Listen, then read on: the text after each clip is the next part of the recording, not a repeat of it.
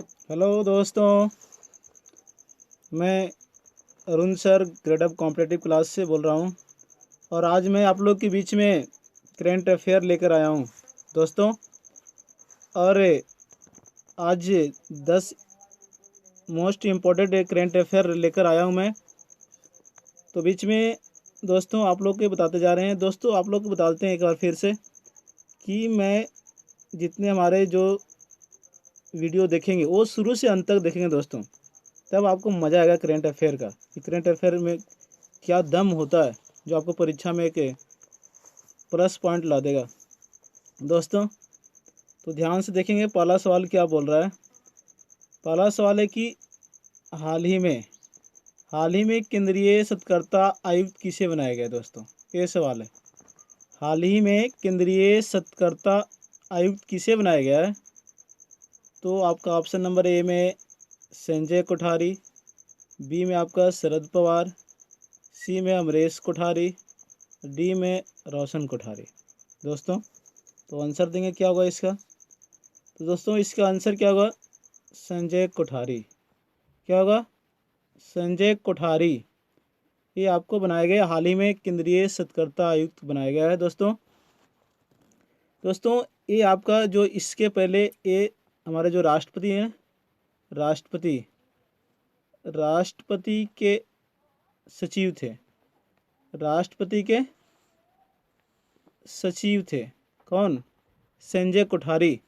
और संजय कोठारी को बना दिया गया केंद्रीय सत्कर्ता आयुक्त। क्या बना दिया गया, केंद्रीय सत्कर्ता आयुक्त क्या ही बनाया गया। जो देखेंगे दोस्तों यहाँ पे, और ये जो आपका जो यहाँ पे देखेंगे दोस्तों कि जो संजय कोठारी, इसके पहले जो आपके जो राष्ट्रपति के क्या थे, सचिव, राष्ट्रपति के सचिव बनाया गया था। लेकिन उनके जगह पर राष्ट्रपति के सचिव को बनाया गया वो कमलनाथ त्रिपाठी। अभी पूछ दे कि राष्ट्रपति के सचिव हाल ही में किसे बनाया गया, तो कमलनाथ त्रिपाठी, कमलनाथ त्रिपाठी दोस्तों, कमलनाथ त्रिपाठी बनाया गया दोस्तों। उनके जगह पर यानी अब जो हो गए केंद्रीय सत्कर्ता आयुक्त बनाया गया, संजय कोठारी को बनाया गया दोस्तों। ठीक है। और देखेंगे दोस्तों इसमें कि जो आपको संजय कोठारी जो है इसमें जो बनाया गया दोस्तों, संजय कोठारी जो केंद्रीय सत्कर्ता आयुक्त के बनाए गए। और एक क्या बोलते हैं, अब यहाँ पे पूछेगा केंद्रीय सत्कर्ता आयुक्त का मुख्यालय कहाँ है। केंद्रीय सत्कर्ता आयुक्त का मुख्यालय कहाँ है दोस्तों, दिल्ली। कहाँ, दिल्ली। और दोस्तों यहाँ पे देखेंगे कि अब क्या पूछेगा, जो केंद्रीय सत्कर्ता आयुक्त क्या है। तो यहाँ पे क्या देखेंगे कि सबसे पहले हम लोग ये देखेंगे केंद्रीय यानी केंद्रीय सत्कर्ता आयुक्त की स्थापना, केंद्रीय सत्कर्ता आयुक्त की स्थापना जो हुआ था 1964 को हुई थी। और मुख्यालय कहाँ, दिल्ली, दिल्ली मुख्यालय। और स्थापना 1964 दोस्तों, फरवरी 1964 को हुआ। और अब क्या पूछा कि भारत में, पूछेगा कि भारत में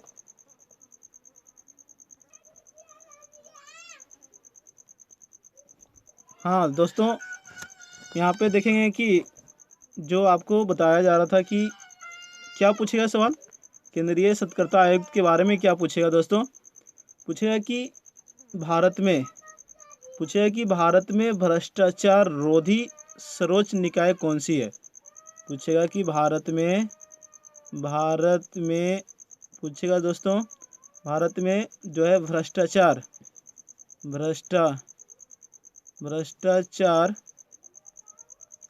पूछेगा, भ्रष्टाचार भारत में भ्रष्टाचार पूछेगा कि भारत में भ्रष्टाचार क्या बोलते हैं,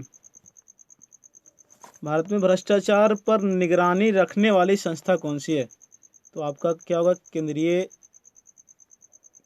क्या होगा, केंद्रीय सत्कर्ता आयुक्त। क्या होगा, केंद्रीय सत्कर्ता आयुक्त होगा दोस्तों, केंद्रीय सत्कर्ता आयुक्त, जो आपका भारत में भ्रष्टाचार रोधी सर्वोच्च निकाय है। कौन सी? तो आपका क्लियर है, केंद्रीय सत्कर्ता आयुक्त। और क्या पूछा कि जो केंद्रीय सत्कर्ता आयुक्त है ये आपका क्या, इसका काम क्या है? इनका जो काम है ये आपका भ्रष्टाचार गतिविधियों पर निगरानी रखने वाली संस्था है। क्या है कि गतिविधियों यानी भ्रष्टाचार गतिविधियों पर निगरानी रखने वाली संस्था है दोस्तों, ये आपका क्लियर है।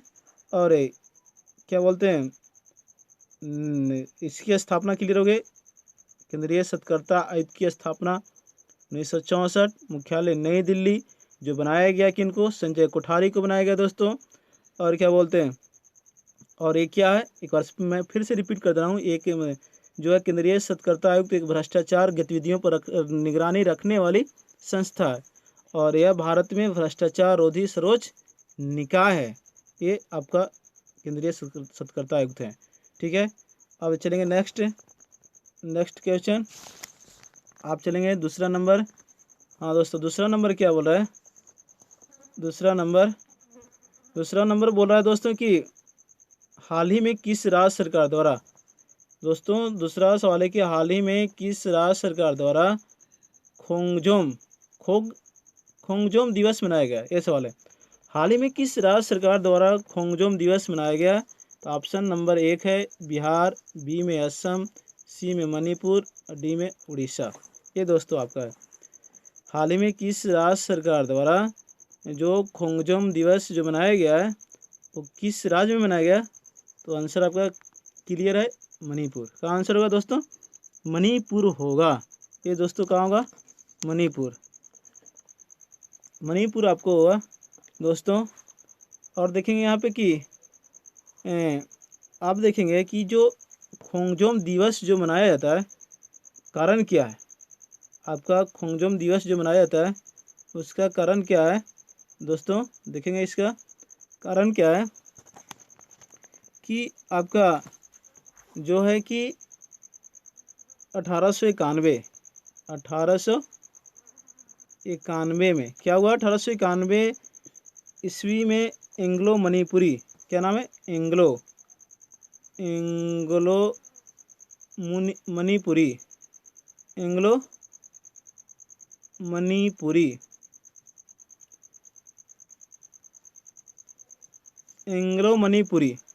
एंग्लो मणिपुरी युद्ध में ब्रिटिश साम्राज्य के खिलाफ मणिपुर के लोगों द्वारा लड़ी गई थी। जो आपको 1891 ईस्वी के एंग्लो मणिपुरी युद्ध में ब्रिटिश साम्राज्य के खिलाफ मणिपुर के लोगों द्वारा लड़ी गई थी दोस्तों, ठीक ना। और इसके बाद क्या हो कि जिसमें बहादुरी से लड़ने वाले जो सैनिक थे, वहाँ का सैनिक यानी मणिपुर का सैनिक जो थे वो वहाँ पे शहीद हो गए थे, उनकी स्मृति में मनाया जाता है। ये जो आपका क्या बोलते हैं, खोंगजोम, जो ब्रिटिश सम्राट है और मणिपुर के सैनिकों द्वारा जो लड़ी गई थी 1891 ईस्वी में, उसकी स्मृति मनाया जाता है। वहाँ का सैनिकों द्वारा लड़ा गया था जो ब्रिटिश सैनिक के द्वारा, ठीक है दोस्तों, ब्रिटिश सैनिक और मणिपुर के सैनिक के बीच, ठीक ना। तो इसमें देखेंगे अब यहाँ पे दोस्तों कि यहाँ पे देखेंगे आप क्या बोलता है कि आप चलेंगे मणिपुर। तो मणिपुर अगर पूछे आपसे पूछे मणिपुर की जो अभी मुख्यमंत्री है वो कौन है? मणिपुर के मुख्यमंत्री एन बीरेन सिंह। कौन है? एन बीरेन सिंह। कौन सा है? एन बीरेन सिंह। मणिपुर के मुख्यमंत्री एन बीरेन सिंह। और राज्यपाल पूछते मणिपुर के राज्यपाल कौन है? तो नजमा हेपतुल्ला। क्या नाम है? नजमा हेपतुल्ला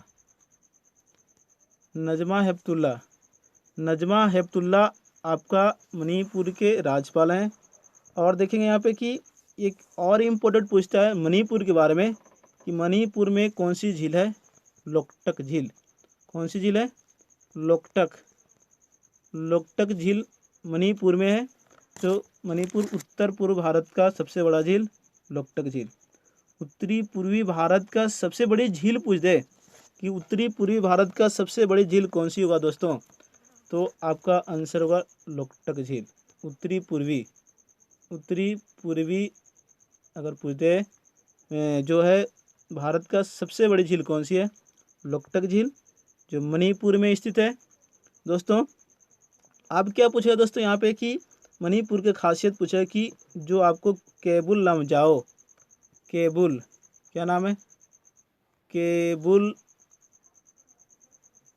लमजाओ, जो आपका केबुल लमजाओ जो है, केबुल लमजाओ आपका विश्व में इकलौता तैरता हुआ राष्ट्रीय उद्यान है। क्या है? तैरता हुआ राष्ट्रीय उद्यान है विश्व का इकलौता, केबुल लमजाओ, जो मणिपुर में अवस्थित है। दोस्तों याद रखेंगे क्या पूछा है? विश्व में तैरता हुआ राष्ट्रीय उद्यान किस राज्य में स्थित है? तो दोस्तों कहाँ? मणिपुर।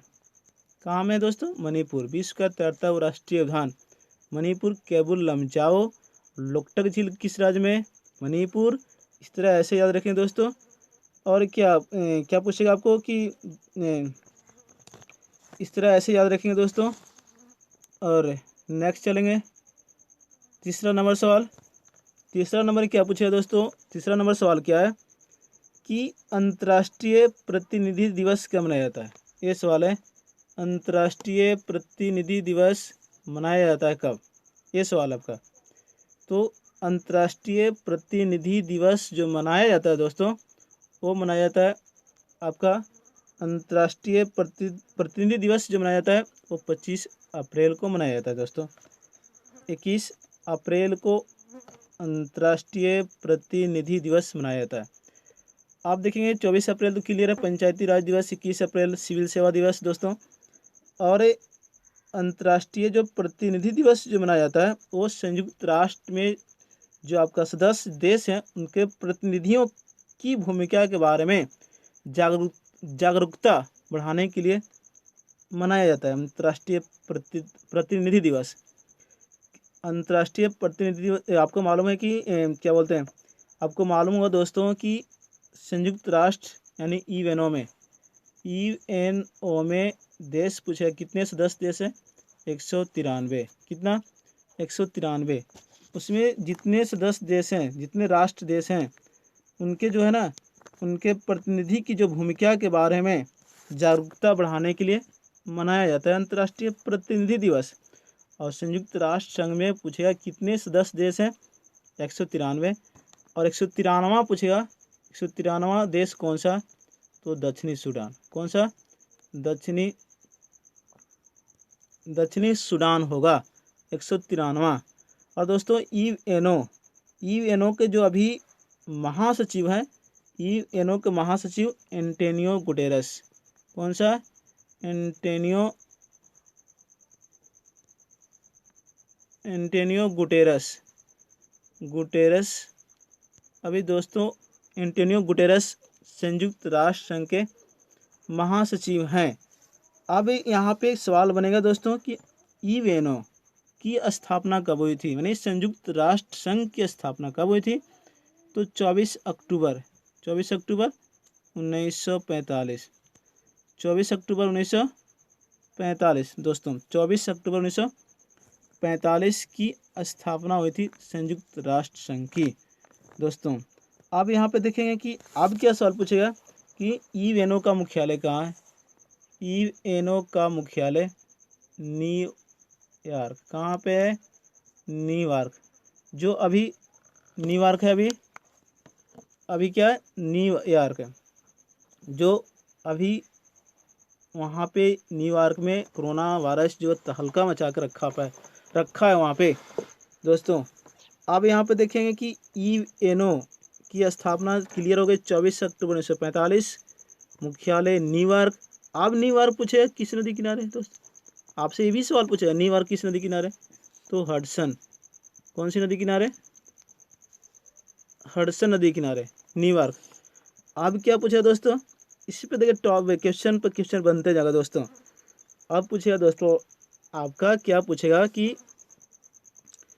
आपको पूछेगा कि संयुक्त राष्ट्र संघ में जो यूएनओ में सुरक्षा परिषद जो होते हैं, आपका सुरक्षा परिषद में कितने जो वीटो पावर वाला देश है? 5। कितने वीटो पावर वाला देश? 5 हैं जो आपका पांचों क्लियर होंगे कौन कौन है।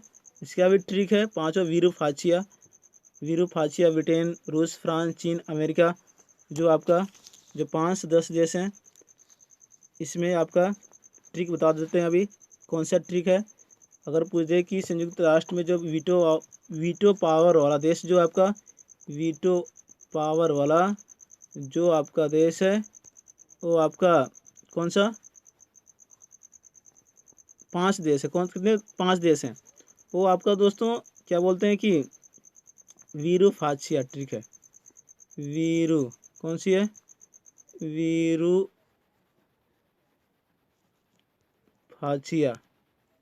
विरूफाचिया यानी ब्रिटेन हो गया, रूस हो गया आपका, ब्रिटेन, रूस से फ्रांस, चीन, अमेरिका। मैं लिख दे रहा हूँ, आप लोग क्या बोलते हैं। वी से ब्रिटेन हो गया आपको दोस्तों, ब्रिटेन, रूस हो गया दोस्तों, आपका फ्रांस हो गया दोस्तों, आपका चीन हो गया दोस्तों, और अमेरिका यूएसए, शॉर्ट में लिख रहे हैं यूएसए अमेरिका। विरूफाचिया ये आपका जो संयुक्त राष्ट्र संघ में 5 जो अस्थायी सदस्य देश हैं दोस्तों, इस तरह ऐसे याद रखेंगे। अब चलते हैं नेक्स्ट क्वेश्चन। नेक्स्ट है चौथा। 4 नंबर क्या सवाल बोल रहा है। 4 नंबर बोल रहा है कि किस देश ने अपना पहला सैन्य उपग्रह नूर लॉन्च किया। ये सवाल आपका सवाल है, किस देश ने अपना पहला सैन्य उपग्रह जो है नूर लॉन्च किया है। तो आपका ऑप्शन नंबर 1 में इराक, बी में ईरान, सी में युगांडा और डी में आपका यमन। कौन सा देश है, यमन। तो दोस्तों इसका आपका आंसर बता देंगे कौन सी होगा। किस देश ने अपना पहला सैन्य उपग्रह नूर लॉन्च किया है, तो आंसर आपका होगा ईरान। कौन सा होगा दोस्तों, ईरान होगा। ईरान होगा आपका आंसर, बी नंबर दोस्तों। अब यहाँ पे देखेंगे कि दोस्तों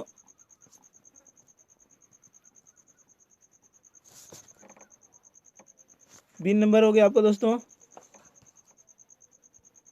ईरान हो गया।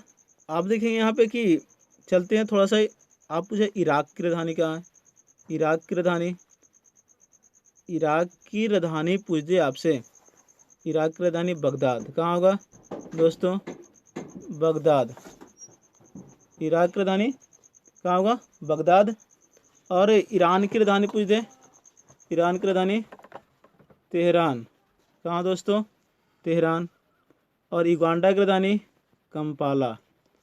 कहाँ होगा दोस्तों, कंपाला।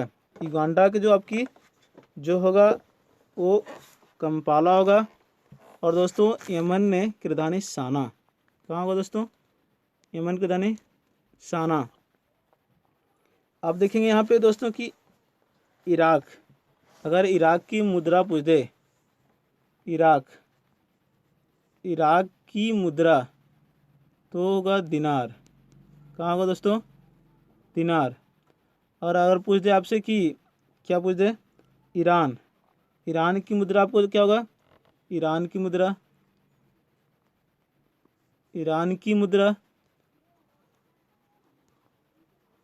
रियाल, ईरान की मुद्रा रियाल। और यमन की मुद्रा पूछ दे, यमन की मुद्रा भी रियाल होगा। क्या होगा, रियाल। यमन की मुद्रा रियाल क्या होगा दोस्तों, रियाल होगा। यमन की मुद्रा क्या होगा, रियाल। इस तरह ऐसे याद रखेंगे। और दोस्तों ये जो आपका जो सैन्य उपग्रह नूर जो लॉन्च किया गया वो अभी जो क्या बोलते हैं पृथ्वी की सतह से 425 किलोमीटर, पृथ्वी की सतह से कितना 425 किलोमीटर दोस्तों, पृथ्वी की सतह से आपका जो है ना 400।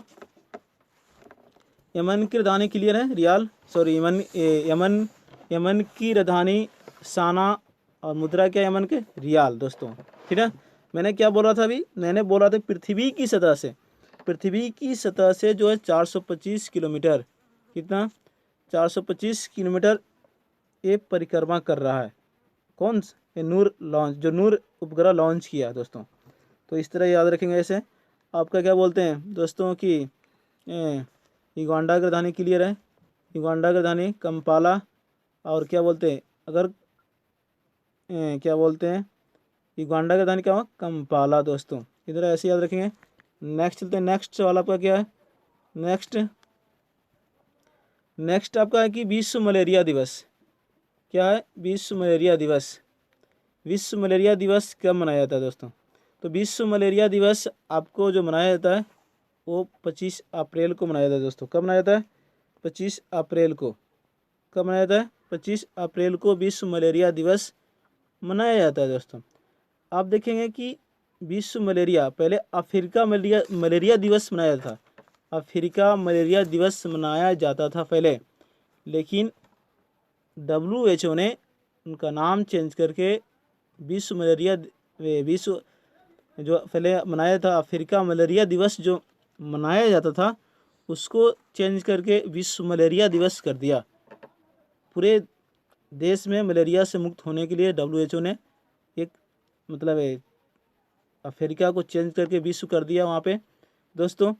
अब यहाँ पे मलेरिया आपको मालूम है कि मलेरिया आपका मादा एनोफिलीज, कौन सी मच्छर? मादा एनोफिलीज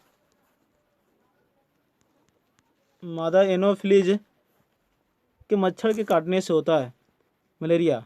और क्या दोस्तों, क्या होता है कि जो आपको परजीवी मलेरिया किससे होता है? प्रोटोजोआ से होता है, यानी परजीवी से होता है। प्रोटोजोआ से होता है, यानी परजीवी से होता है दोस्तों। और क्या पूछता है कि जो है ना कौन सी परजीवी? तो प्लाज्मोडियम होता है। कौन सी परजीवी? प्लाज्मोडियम, यानी प्लाज्मोडियम बोलते हैं, प्लाज्मोडियम बोलते हैं, कोई दिक्कत नहीं है। प्लाज्मोडियम परजीवी जो है आपका यानी प्रोटोजोआ का नाम है, परजीवी के नाम है। और कौन सी मच्छर काटने से होता है? मादा एनोफिलीज के मच्छर काटने से होता है। और 2020 में जो विश्व मलेरिया दिवस जो मनाया गया, जो 20 में जो मलेरिया दिवस मनाया गया, उसका थीम क्या है? थीम पूछ देता है छोटो। थीम क्या है विश्व मलेरिया दिवस के? आपसे पूछ दे कि जो आपका इसका थीम क्या है विश्व मलेरिया दिवस के? तो थीम आप दोस्तों, थीम क्या होगा इसका कि जीरो मलेरिया जीरो। क्या होता है थीम जो हुआ आपका? Zero malaria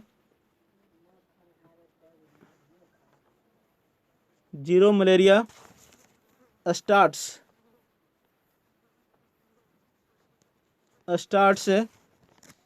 with me. Zero malaria starts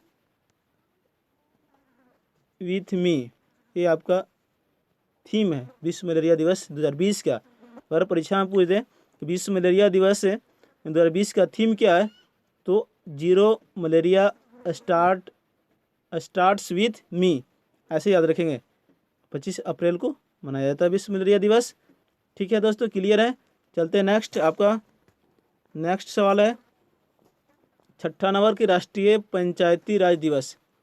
क्या राष्ट्रीय पंचायती राज दिवस कब मनाया जाता है? ये सवाल आपको दोस्तों, राष्ट्रीय पंचायती राज दिवस कब मनाया जाता है? ये सवाल आपका है दोस्तों। तो आपका क्लियर है? ये ऑप्शन है आपका ए में क्या ऑप्शन? 17 अप्रैल। क्या है?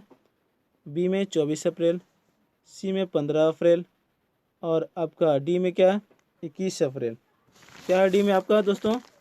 21 अप्रैल। तो दोस्तों आप ऑप्शन से भी पकड़ सकते हैं कौन सी आंसर होगा इसको, विश्व मलेरिया दिवस को। तो यहाँ पे देखेंगे राष्ट्रीय पंचायती राज दिवस मनाया जाता है वो आपका 24 अप्रैल को राष्ट्रीय पंचायती राज दिवस मनाया जाता है। और दोस्तों 17 अप्रैल पूछ दे, 17 अप्रैल को कौन सी दिवस मनाया जाता है? 17 अप्रैल को मनाया जाता है हीमोफीलिया। कौन सी दिवस? हीमोफीलिया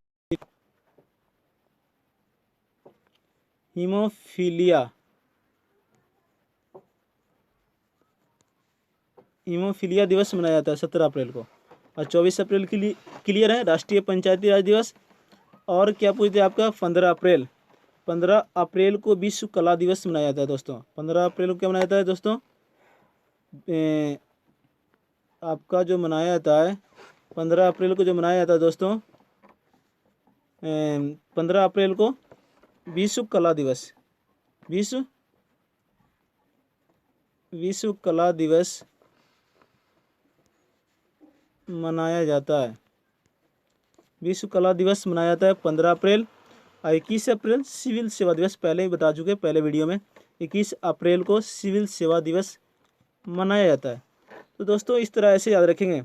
और आपको मालूम हुआ कि राष्ट्रीय पंचायती राज जो है, पंचायती राज जो है राज सूची का विषय है। किस सूची का विषय है?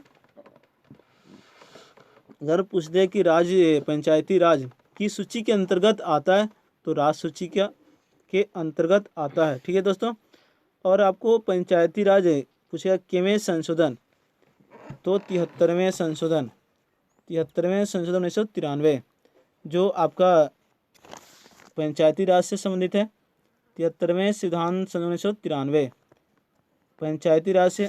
आप क्या पूछेगा दोस्तों, इस पे और सवाल बनेगा कि 73वें जो आपका 73वें संविधान संशोधन अधिनियम बनाने वाला राज्य कौन सी है? पहला राज्य कौन सी है 73वें संविधान संशोधन अधिनियम बनाने वाले? तो कर्नाटक। कौन सी है? कर्नाटक। कौन सी राज्य है? कर्नाटक दोस्तों। कर्नाटक होगा आपको 73वें संविधान संशोधन अधिनियम बनाने वाला पहला राज्य कर्नाटक। 73वें संविधान संशोधन जो संबंधित है वो पंचायती राज से संबंधित है दोस्तों। और क्या पूछता है कि अब पूछा है कि पंचायती राज जो लागू हुआ था सबसे पहले, वो किस राज्य में लागू हुआ था दोस्तों? पंचायती राज सबसे पहले राज्य जो लागू हुआ वो राजस्थान। कहाँ? राजस्थान। राजस्थान के नागौर जिला में दोस्तों पंचायती राज का शुभारंभ किया गया था। वो 2 अक्टूबर 1959 2 अक्टूबर 1959 दोस्तों, जो आपके जवाहरलाल नेहरू, कौन थे? जवाहरलाल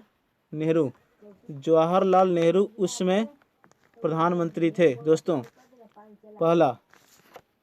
अब क्या पूछा गया दोस्तों कि और इसमें चलेंगे, सवाल बनेगा कि पंचायती राज में जो क्या बोलते हैं, पंचायती राज तो क्लियर हो गया। पंचायती राज राज सूची का विषय है। सबसे पहले राजस्थान के नागौर जिला 2 अक्टूबर 1959 जो आपका शुभारंभ किया गया पंडित जवाहरलाल नेहरू के द्वारा।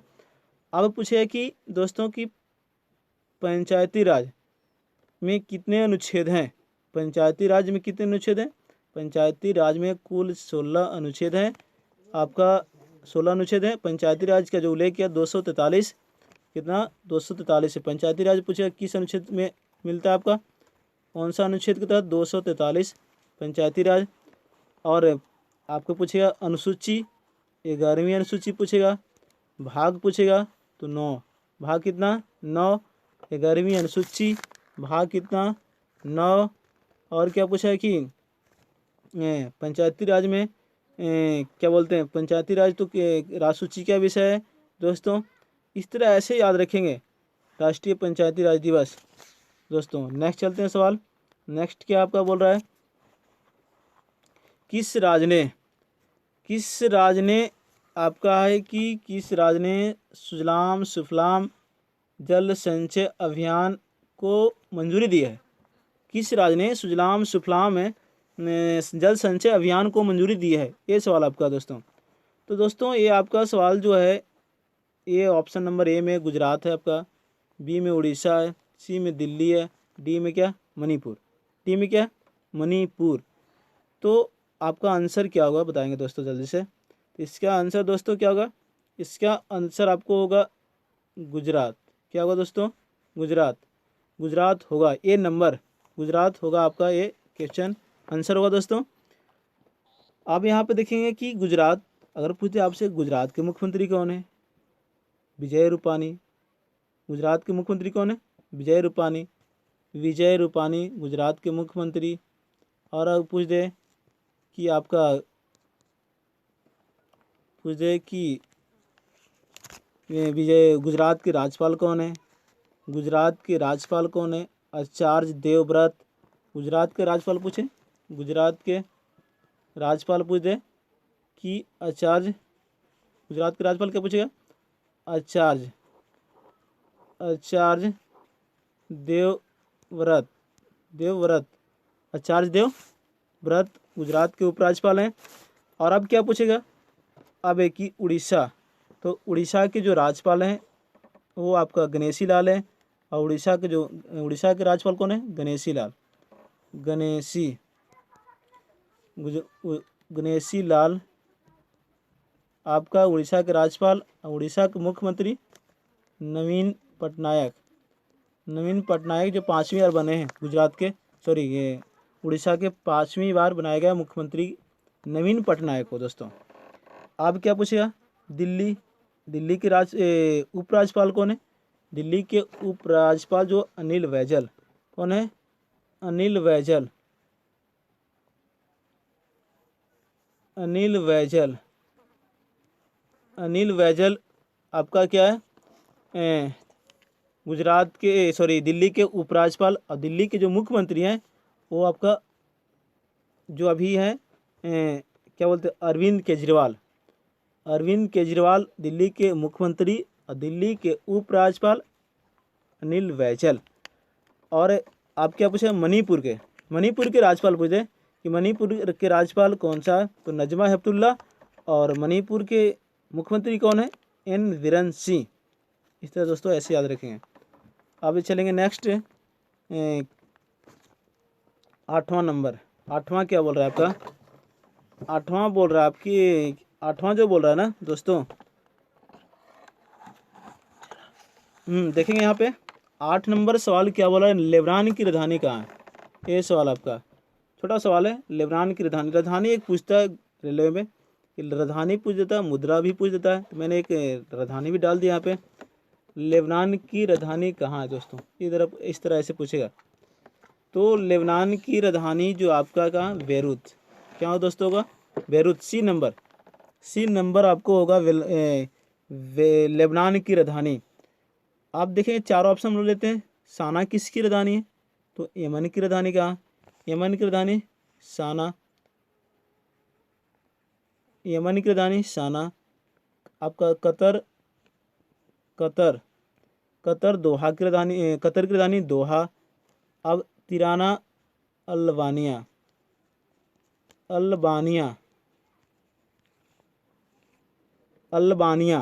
तिराना राजधानी है अल्बानिया की, राजधानी तिराना। अब यहाँ पे देखेंगे दोस्तों, अगर पूछ दे आपकी यमन की मुद्रा, पिछले बताया यमन की मुद्रा क्या है? रियाल। यमन की राजधानी साना, यमन की मुद्रा रियाल। क्या होगा दोस्तों? रियाल होगा। अगर पूछ दे आपकी कतर की राजधानी दोहा, तो कतर की राजधानी जो दोहा, इसकी भी मुद्रा पूछ दे, कतर के यमन की मुद्रा क्या बोलते हैं? दोहा। कतर की मुद्रा पूछ दे, कतर की भी मुद्रा क्या है? रियाल। कतर की मुद्रा रियाल। अगर पूछ दे आपसे कि जो लेबनान की राजधानी बेरूत, तो लेबनान की मुद्रा क्या है? ये सवाल पूछे कि लेबनान की मुद्रा क्या है? तो लेबनानी पाउंड। लेबनानी पाउंड आपका मुद्रा है लेबनान का, ठीक है। अब पूछ दिया आपका कि तिराना आपका अल्बानिया की राजधानी है, इसकी मुद्रा क्या है? तो लेक। क्या मुद्रा है? अल्बानिया की मुद्रा लेक है दोस्तों। अल्बानिया की मुद्रा लेक, अल्बानिया की राजधानी तिराना। इस तरह ऐसे याद रखें दोस्तों। अब चलते हैं नेक्स्ट 9 नंबर सवाल क्या बोल रहा है? 9वां नंबर दोस्तों, 9वां नंबर सवाल है कि वर्ष 2022 क्या सवाल है?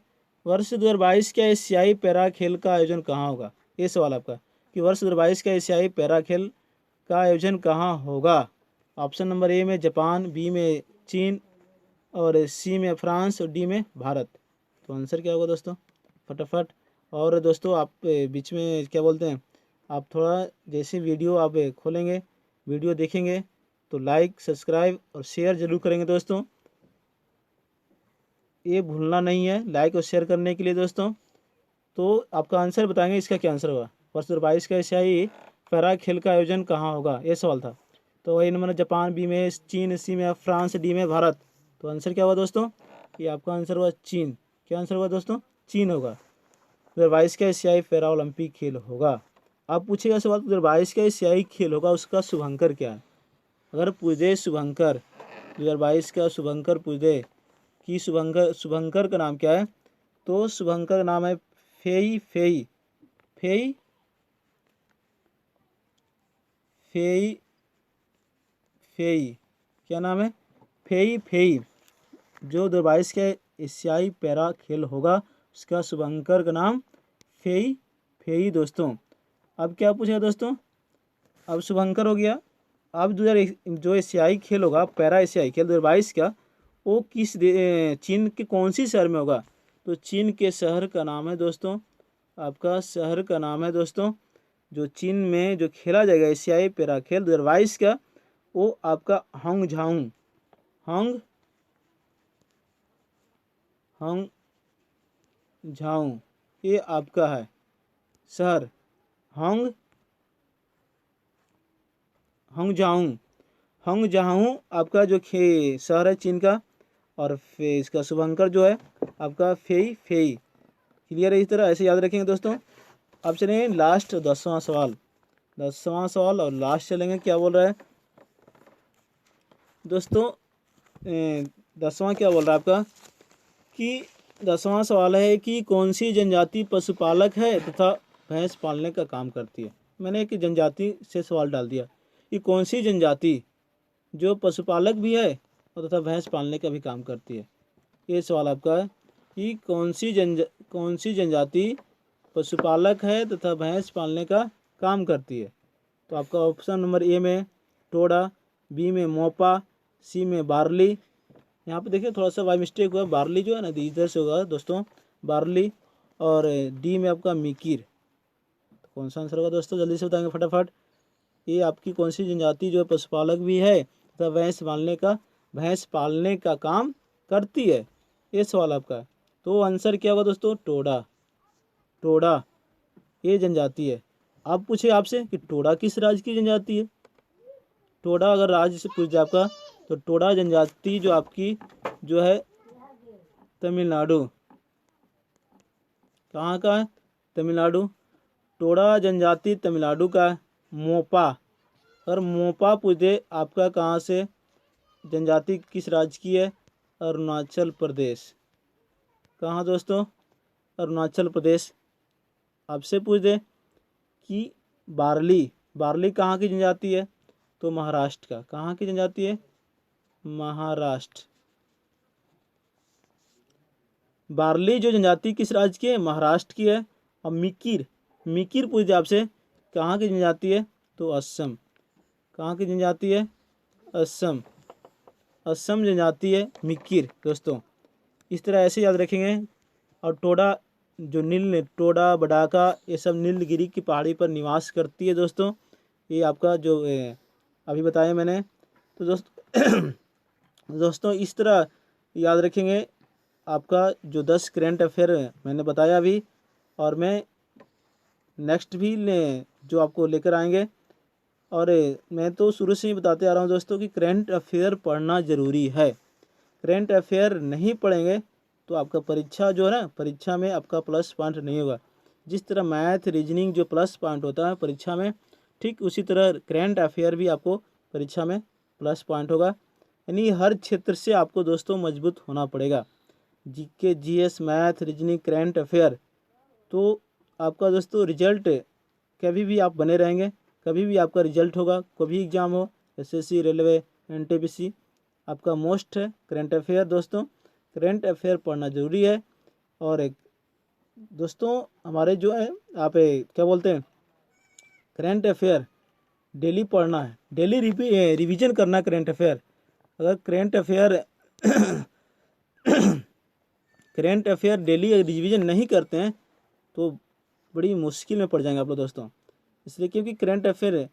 और दोस्तों करेंट अफेयर याद करें मन में ज़्यादा याद रखने से होता है। मन में पढ़ेंगे, मन में ज़्यादा रट्टा मारने की जरूरत नहीं है।